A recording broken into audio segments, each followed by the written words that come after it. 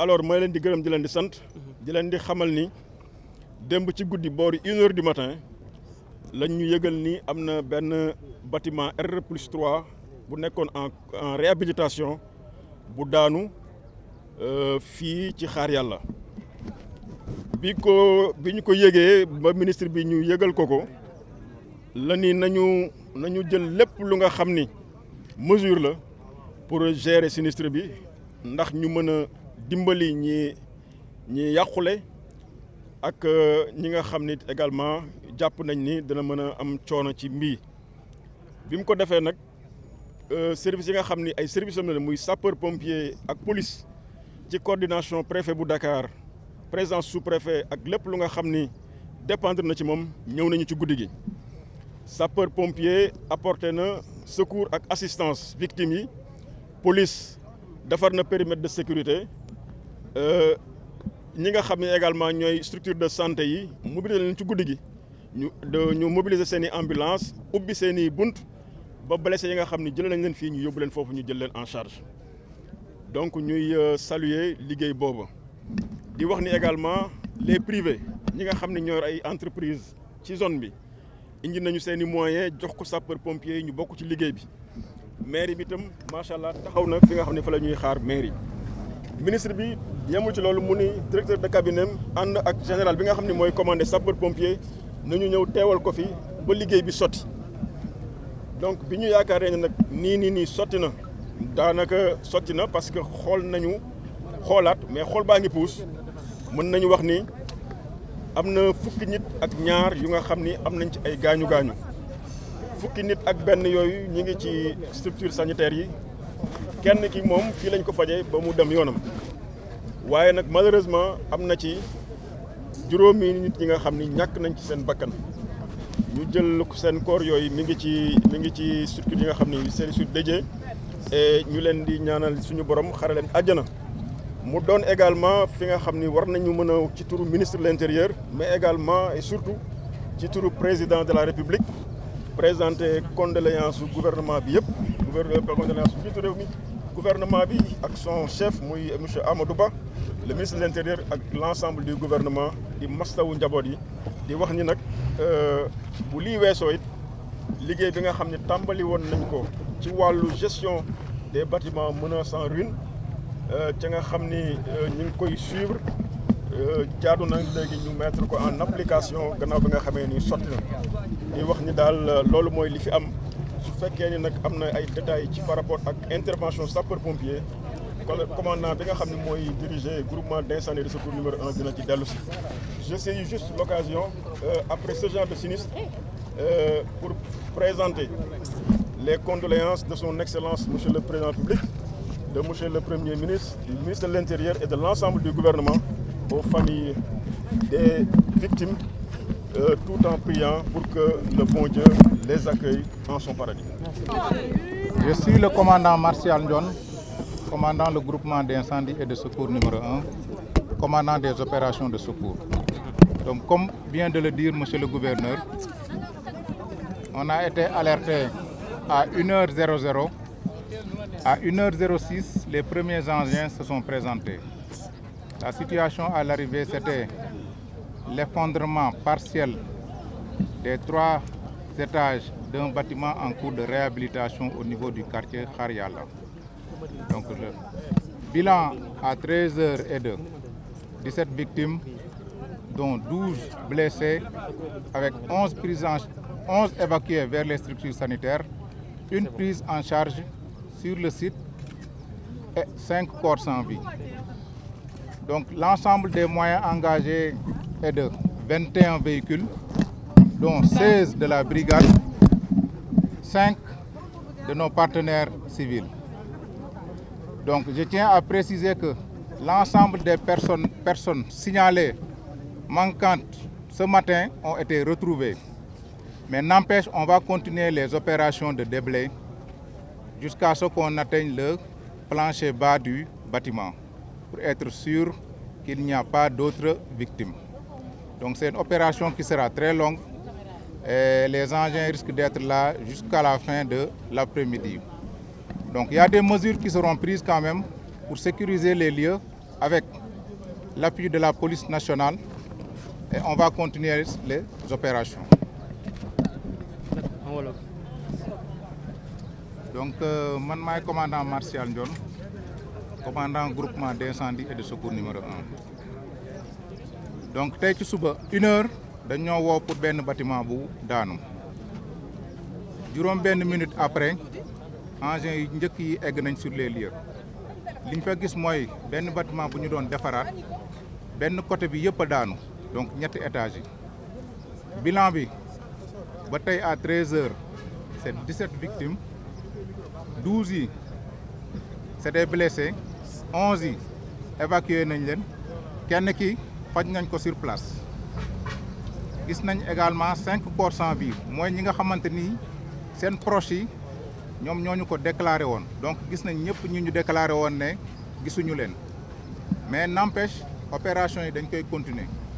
parce que il faut ñu dindi gravaay ba egg ci plancher bas bi pour mën a pour mu wóor ñu ne information yi ñu amoon concernant les personnels yi nekkoon ci bâtiment bi c'est fiable donc pour cela police dina continuer di ñu sécuriser def benn périmètre de sécurité. li nga xam ne mooy match bi. waaw fii la booy di seetaanee match bi dëkkuwaay mu doon dëkkuwaay bu rafet buñ toogee nii ak congolais yi ak gabonais doo xamee sax kan moo ci sénégalais ak kan moo ci congolais dëkkaay bi rafet. waaw booy waa koñ bi aussi dañ leen yaatal ubbil leen seen bopp dañuy toog dañuy waxtaan waaw. waaw Lamine est-ce que li nga xam ne moom mooy bâtiment bi mën nañu wax ni yàgg na fi. bâtiment bi yàgg na kay ndax man boo xoolee sama année bu may jàng CM2 en face bâtiment bi école la woon foofu en face bâtiment bi edd waaw maa ngi jàngee edd jamono jooju yàgg na te boo xoolee bu may jàngee edd boobu noonu boobu maa ngi doon def CM2 CM1 ak CM2 yëpp fii laa ko jàngee edd waaw. d'accord lan est-ce que jot nga xam ñi nga xam ne ñoom ñoo nekkoon ci bâtiment bi. waaw jot nañ ci xam ci ñu ma jot a xam comme ay sénégalais. ñi nga xamante ne xam naa tey boog seen kanam Aliou la ak Ahmed. waaw Aliou ak Ahmed ak Nafissatou Badiane. d'accord fan ngeen toog ci recherche ndax ñu ngi lay gis ni yaa ngi jaabante suba gi ba tey. waaw ñoo ngi jaabante gars yi ngi gis corps yi nànk-nànk.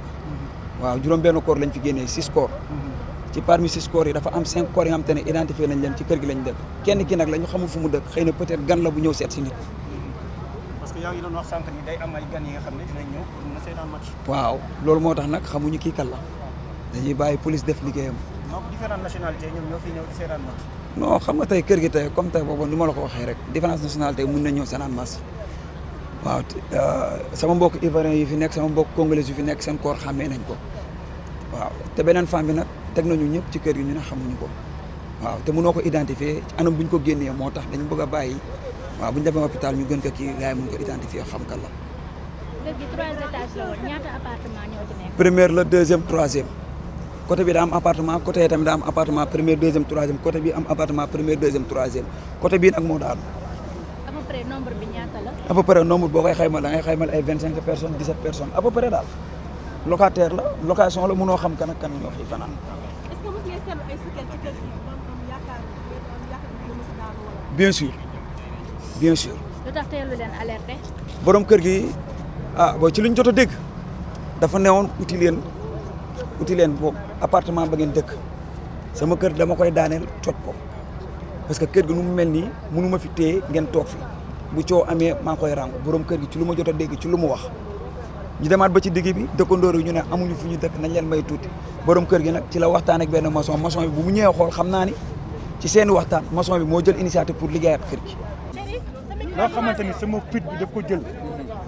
ma ñëw di def àqu dëkkandoo ci loo xamante ni nit boo yëgee loolu jaaxal da ngay dem dimbale sa dëkkandoo loolu moo ma taxoon jóg ba ma demee gis naa ay ñoo xam dañ leen génnee si biir dal bi benn femme bu ñu génnee sama kanam si biir dal bi ba ma ñëwee nag dama naan sud bi du lu ma fekkee mais version yi day bari ba nga xamante ni kenn warul yokk loo fekkeewul loo gisul gisoo ko si biir gis bi nag sama jarbaat moo gis mu ni ma 3 décès ba 4 décès mënu ko weesu 4 décès rek benn femme bu ma gis boo xamante ne doomam génne nañ ko ak moom yaay ji man maa for couche yi di ko dem joxe yaay ji. loolu ban heure la. ay côté 2 heures du matin 2 heures du matin côté yooyu. kon boobu côté boobu la woon bâtiment bi ay côté minuit 1 heure moins boobu match bi jeex na ba xale yi ñu ngi seetaan match ba ñuy seetaan match génn nañ caa vu ba ñu génnee nag après da ngay tourné sa benn copain bu nekk ville mi ngi may woo di wax version boo xamante ni ay 30 morts ma di ko non gars yi matuñu 30 li nekk si biir matu sax 10 ba ñuy wax 30 kon donc da ngay dégg yokk bi ñuy yokk formation yi du noonu nit ki loo gis ngay wax loo gis waroo ko wax. kër gi yow ñaata personne fi nekk kër gi. kër gi mënu ma la wax ñaata personne moo si man mi nga xamante ni gis naa sax scène bi daanu mënu ma la wax ñaata personne fi nekk massa ñi nga xamante ni gisuñu man mi ko gis bii lay mënu ma la wax gis naa nombre de personnes génne naa benn femme ak benn femme génne nañ ko ci biti sama kanam ak 3 ñoo xamante ni yaay ak ñaari doom ñu génne leen ñu ngi normal xale bi tànk bi yàqu na yaxeet. xale bi waaw mi ngi CTO. muy toll si ñaata ñu ngi CTO war na mën a environ ay 17 ans wala 16 ans yooyu yaay yi xale bi mais yaayam jooy na ba tas ndax dafa metti ci doom sa doom gaañu ni mënoo ko faj metti na ñu sauvé ko nag di ko yóbbu waa CTO dañuy jël di yóbbu hôpital dañuy jël di yóbbu mais boobu guddi na xam nga boobu guddi na ah immeuble 3e étage la rez-de-chaussée 3e non kër gi moitié la woon dafa nekkoon à moitié dañ ko doon réfectionné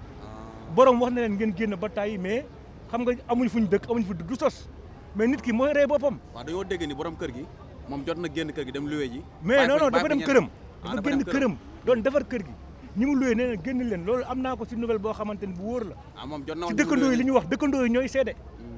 man kenn laa ci dëkkandoo yi mais instant am na ñu ma gën a am information bu gën a leer gën leen jege.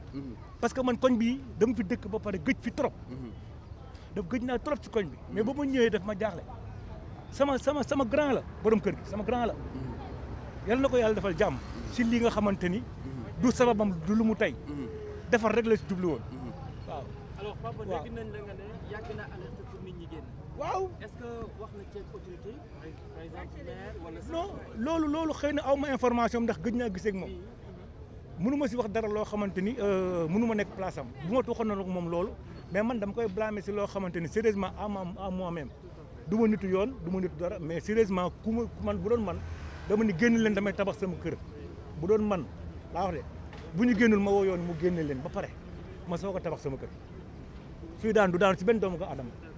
waaw man loolu moo nekk sama xalaat xaw ma nag moom xalaatam xaw ma nu mu defee mais instant bi dafa nekkoon en réflexion si la li daanu waaw. léegi ñi si nekk seen wasalaam quoi bilan bi ñaata la wasalaam ah. d'accord mais bëggoon naa xam itam état kii bi kër gi wax nga ko sànq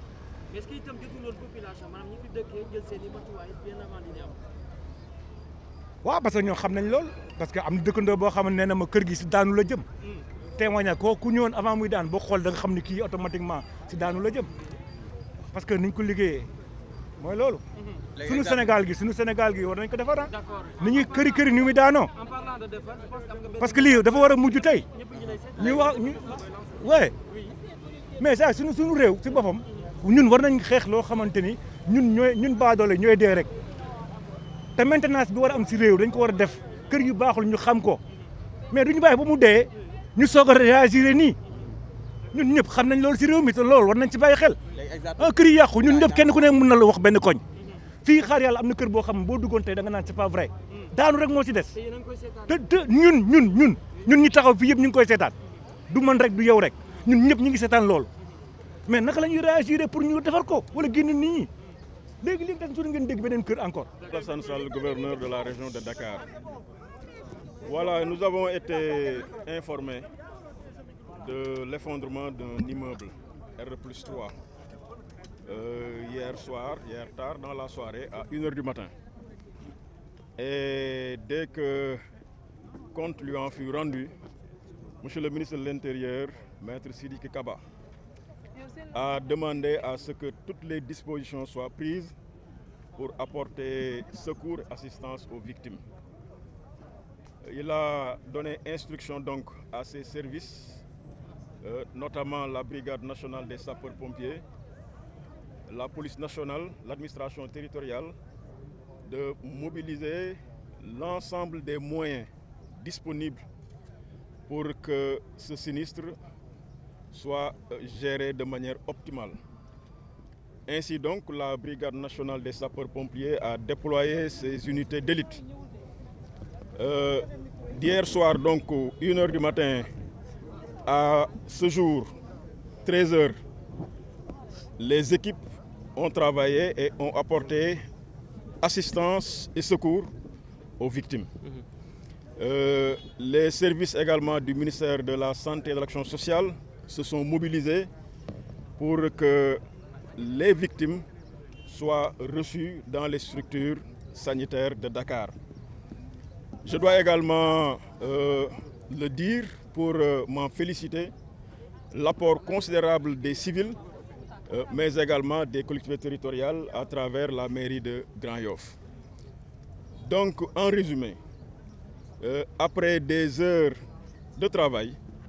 nous sommes en mesure de dire, et le commandant du groupement d'incendie et de secours reviendra sur le bilan, mais on est en mesure de dire que globalement, 12 blessés ont été dénombrés. Sur les 12 blessés, 11 sont reçus dans les structures sanitaires de Dakar et le 12e a été traité sur place. Malheureusement, nous déplorons 5 corps sans vie, donc 5 corps qui ont été retirés des décombres. Et actuellement, les corps sont gardés dans des structures de la place. Je dois également signaler que M. le ministre de l'Intérieur, qui est hors de Dakar, il faut le signaler pour une mission étatique, a délégué son directeur de cabinet pour se joindre aux équipes afin de marquer sa présence et sa solidarité. Madame le ministre de la Santé en a fait de même et effectivement, nous pouvons dire que la situation est maîtrisée, les blessés secourus et les opérations de déblai se poursuivent. Elles se poursuivent pour être sûres qu'il n'y a pas d'autres victimes. Donc nous pouvons considérer que le bilan que je viens d'annoncer constitue un bilan provisoire, un bilan d'étape, tout en priant que ce bilan n'évolue pas négativement.